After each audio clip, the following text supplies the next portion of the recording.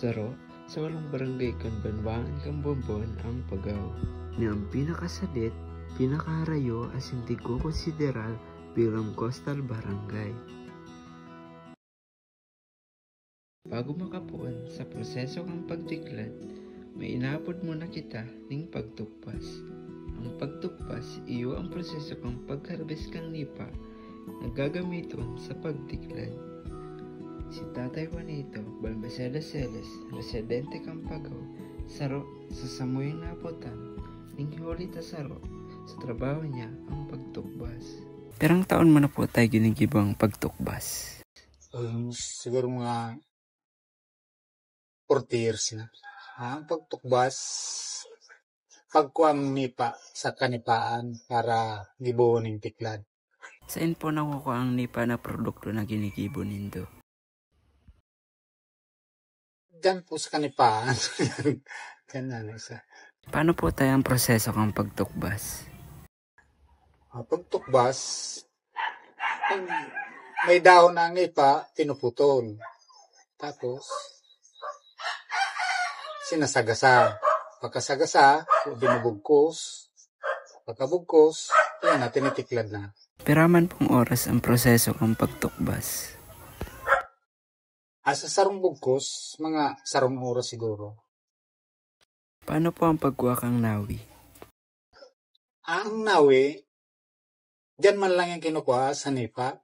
Pagkasagasa mo, linulupnis.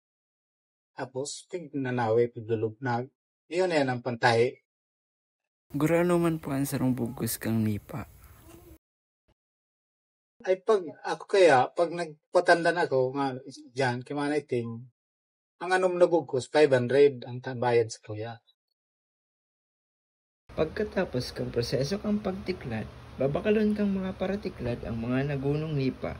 Sa parting ini, tsaka na mapon ang pag-ibuning tiklad. Si Nanay Juana Camalya ang saro sa paratiklad kan Barangay Pagaw. Siya man ang pinakagurang at pinakahaloy na nagtitiklad igdi. Kaya nakula ang taiyang ambag sa pagpadagos na pagmantinir kang kulturang ini. Noorin ka po nagpupuan ng pagtiklad? Mga grade 1 siguro. Nagtitiklad na. More than 60 na. 60 years. Tiklad man kami kan magurang tiklad. Kagkaadal-adal pa sana sa tumiro. Mga 7 taon, nag-adal-adal pa sana. Masakit man po na ang pagtiklad? Masakit, kung di ka tatao. Pero kung tatao ka madali. Kung nag-aadal pa sana masakit. Nakapira ka man po na ining tiklad sa sarong andaw? Araw mo niyan, ako yan, matagkasanggatos pa kong tiklad. Sige, dahil pupundo. Gura ano man po na ang sarong pidaso ng tiklad? Sa ngunyan, ang presyo nga niya kang tiklad igdi 350, 100, 350. Ang sarong pidaso di 35. Paano man po nakatabang ang pagtiklad sa indong araaldo na pagbuhay?